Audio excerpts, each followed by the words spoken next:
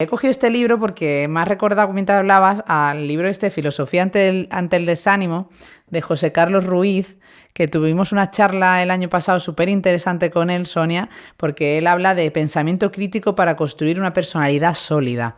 Y el libro comienza con una parte muy importante que también quiero que nos hables de cómo, porque claro, lo importante que es los niños y las niñas cuando llega a esa etapa, que vayan construyendo una identidad y una personalidad sólida, como dice José Carlos, ¿no?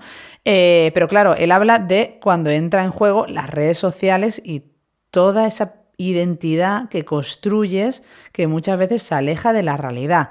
¿Cómo estás viviendo tú en primera persona esto? ¿Cómo lo vives en las familias que se acercan y que tienen hijos e hijas adolescentes? Y que estabas hablando y decías, tienes que reconocerte en el cuerpo que tienes, pero es que además tienes una identidad seguramente distinta en redes sociales que en la vida real. O sea, ¿cómo entra en juego todo esto en la educación también, Sonia?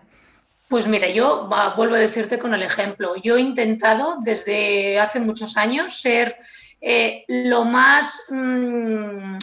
tener mucho cuidado con mis redes sociales, porque al final ellos, cuando yo les digo que no cuelguen según qué cosas en sus redes sociales, me entienden. ¿Por qué? Porque yo no lo he hecho.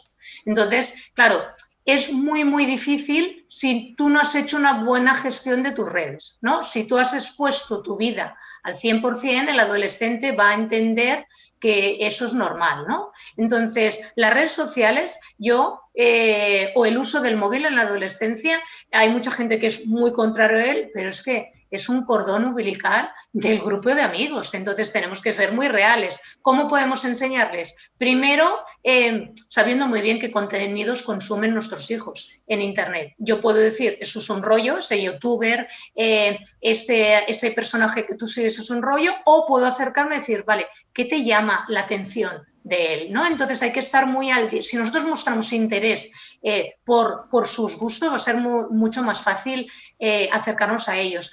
También tenemos que conocer, por ejemplo, la música que escuchan. Es esencial el mostrarnos interés, el que en el coche cuando vayamos también tengan su espacio para que, aunque a mí no me guste la música que ellos escuchen, o no sea de mis predilectas, yo muestro interés. El interés es la base de todo, ¿no? Y sobre todo el ejemplo. Y también hay que explicar muy bien cómo funcionan las redes sociales, ¿no? La doble vida que tenemos, que no es todo realidad.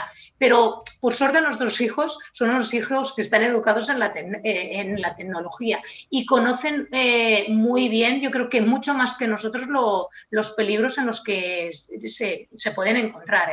Eso no quiere decir que les podamos educar. Yo lo que hice es, mis hijos no han tenido un móvil hasta que yo he considerado que tenían una madurez necesaria para utilizarlos correctamente. Y si en un momento no lo han utilizado correctamente, pues han tenido unas consecuencias, ¿no? Entonces, mucha gente, la primera pregunta cuando hago formación en adolescentes es ¿cuándo le damos un móvil a un niño? ¿A los 12, a los 13, a los 10? Y yo siempre digo, cuando tu hijo te demuestre que tiene una maduración necesaria para saberlo utilizar. Es como la hora de llegar a casa, ¿eh? ¿Todos los niños de 13 años deben llegar a la misma hora? No. Depende de la responsabilidad que él te demuestre para poder llegar a una determinada hora. Entonces, hay que enseñarles mucho que si ellos son responsables, van a tener muchos privilegios y si siguen las normas que hemos pactado en casa, muy pocas, pero bien explicadas, va a ser mucho más fácil el poder convivir con ellos, ¿no?